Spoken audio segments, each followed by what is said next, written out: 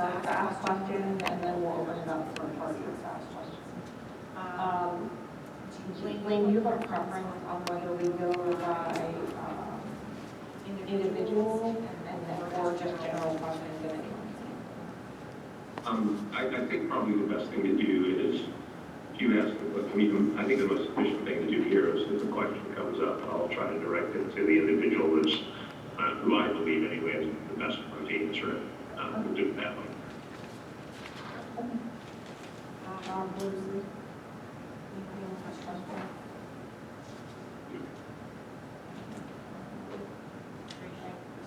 I have a question, so. Going back to the beginning, Ms. Everett said, one of the questions that we had asked during the last hearing was, who were the homeowners who were the subcommittee or part of the committee?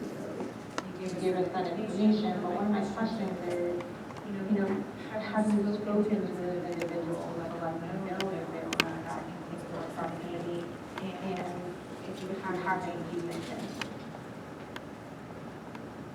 Jocelyn, can you answer? Yes, well, I personally have not spoken with any of the individuals. I do believe Range is either in the process of making contact with those individuals, or will provide notice to them of our operations in advance of construction, for sure. So we will perform some sort of outreach to them. However, I cannot speak for certain as to whether or not our land agents have already been in touch with those individuals named there.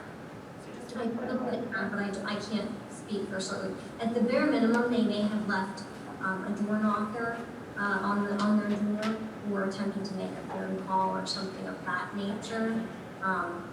Some of the residents in a close proximity will also receive other notices from Range at any point in time. But those who are closest will certainly have the contact information of the land agent in that area. That's something like that. My question really was, have you reached out to them, or not you, but have you reached out to them, or have some intent to reach out to them? It's really a definite question. If you're testifying that they will, that's not fine. But Yes, they will. okay. And I don't know off the top of my head because it's not my department if they have made contact, so I can't accurately say, yes, they have spoken with these individuals already, but they will. I will guarantee that they will speak with these individuals. Okay. At a hearing in the township, one of our residents, Merle Lesko, had come to us with concern that he had reached out multiple times to the gentleman named about wanting to be related to the audit as well. And he was very upset and open and in fact, no one coming about that. In fact, he had text messages to us and phone call records on his phone that he showed us that no one could bring that back to him. So I guess you're saying that someone will get back to them maybe 24 to 48 hours later, but going complaint isn't, in my opinion, necessarily satisfactory. When you're dealing with noise, especially something that's running 24 hours a day, 7 days a week, a potential phone call or text message isn't really sufficient. So is there some other way that Range could guarantee that someone gets an immediate phone call back, and or there would need to be some sort of but some sort of guarantee that the complaint is addressed. So I am aware that Mr. Lesko did file some complaints with our response center, and I do believe that someone on behalf of Range did speak with him. How many times they spoke with him, I am truly not certain. But I do know that it was in relation to the Augustine well site. In Blaine, I'm not 100% certain here, but being that Mr. Lesko was also a party in the Augustine appeal, I'm not sure if our communication with Mr. Lesko was limited to maybe perhaps attorneys after a certain point. I'm not 100% certain. But I can say that the response center, from my experience and what I have observed from landowners, is that it has been effective in establishing records of complaints and then addressing those complaints on an as-needed basis. I also think that what happens is if somebody from the Surface Land Department is dispatched to go out and take sound readings or respond to somebody's complaint, I believe from that point, that response center phone number kind of gets removed, and the individual who has complained now has a person that they are aware of who they can directly contact, rather than just the main line for the response center as well. So that will certainly open up dialogue between ranges, Surface Land Department, and any resident calling in with a complaint. I think that was Mr. Lesko's issue. I mean, and I can't remember all the people's names off the top of my head, but he stood here and named 5 or 6 different people whose personal phone numbers he had, and had either pushed it on it off on somebody else, or who had not called back. I think my point in bringing this up isn't whether or not Mr. Lesko was involved in a lawsuit, because quite frankly, I don't know, because I don't have any. The issue is, I'm not sure that having range to address a needs or sound issue 24 to 48 hours later is really satisfactory for us. I think there needs to be more, a quicker response and a guarantee response. And I think that we would certainly, we agree, we want to, if there is an issue, we would be glad to take whatever means necessary to mitigate that. We've done that across several of our sites. We did do that with the Augustine site. For example, we were able to help additionally mitigate sound by moving a piece of equipment that was on site, and it proved to be effective, and all parties were left satisfied and feeling like they were addressed after that was handled. So I definitely think that that is something we are committed to doing. That is something that our Surface Land team is committed to doing. And I can't speak 100% to Mr. Lesko's interactions, but I do agree, and I think Range's Surface Land Department agrees, that we want to be as responsive as possible to those who do have a complaint about our operations. I don't have any additional questions. Moving on, so Mr. Walker testified to the fact that traffic level during permanent production is 5 trucks per day. But for how long, because permanent production is not conditional, I think you mentioned you've had the other thing called that up and running for over a year now, still not anyone of your permanent production.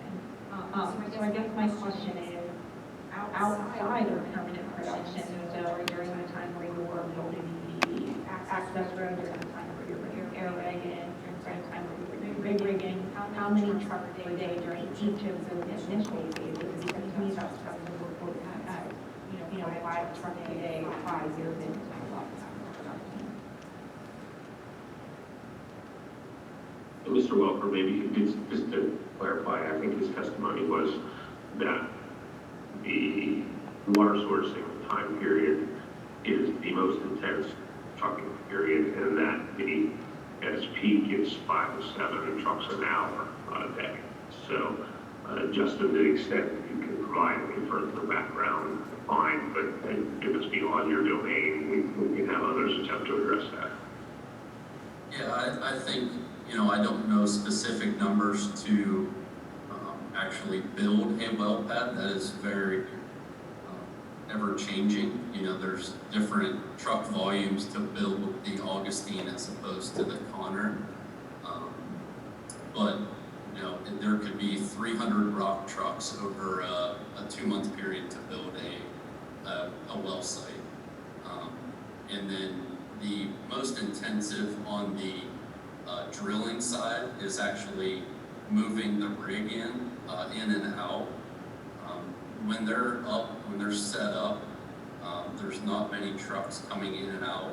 I don't know how many per day during the actual drilling phase, but during the frac, that is the most intensive, and that's why I kind of mentioned how many during the frac. So you're saying approximately 5 to 7 trucks per hour? Yes, ma'am. 24 hours a day?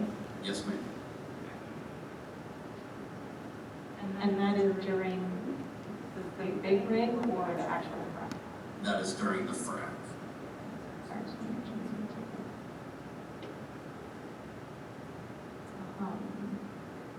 Has anybody, this was a question I had later, but I'll just have it.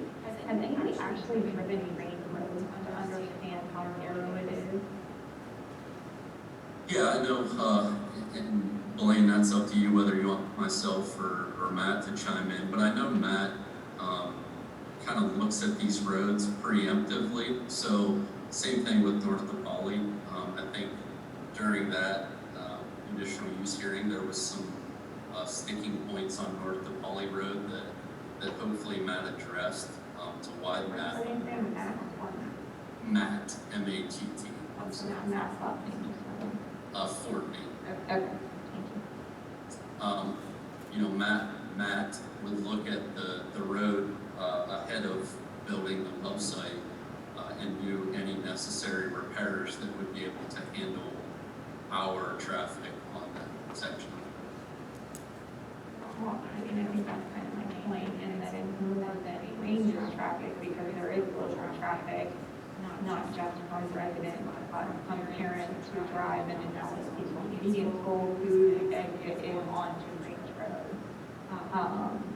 There is no way to access or to exit people immediate directly under Route 50. You have to leave onto Range Road and then onto Route 50. So I guess my question is Range, are you testifying that you are comfortable that trucks, when they're going 5 to 7 per hour, 24 hours a day, would not have a dramatic impact to the people coming in, or not only the residents who live there, but also the people coming in, their parents coming in and out? Yes, ma'am. That we would, you know, whether it takes, I think on the Augustine, we put a traffic control individual at the exit of Windsor Woods or entrance of Windsor Woods to kind of ensure that our traffic and Windsor Woods traffic were not interfering with the residents traveling. And if we have to do that at the exit of the intermediate school to keep radio communication from interfering with that school traffic, then we would do that. And then the blackout periods during those times when students are being picked up, buses are there, parents are picking up their kids from school. I'm sure Max will look at what time those kids are exiting the school and include that blackout in Grange Road. So during the frac, when you're saying trucks are running 5 to 7 trucks per hour, 24 hours a day, you have the ability to stop truck traffic completely? Yes, ma'am. And Yeah. not run any truck out there? Because that would be a minimum likelihood. For a given period of time. So our blackout windows are usually 30 to 45 minutes, depending on what is going on. So we can stop 100% stop traffic on Grange Road for twice a day for 30 to an hour, 30 minutes to an hour, and still be able to keep up with our pace on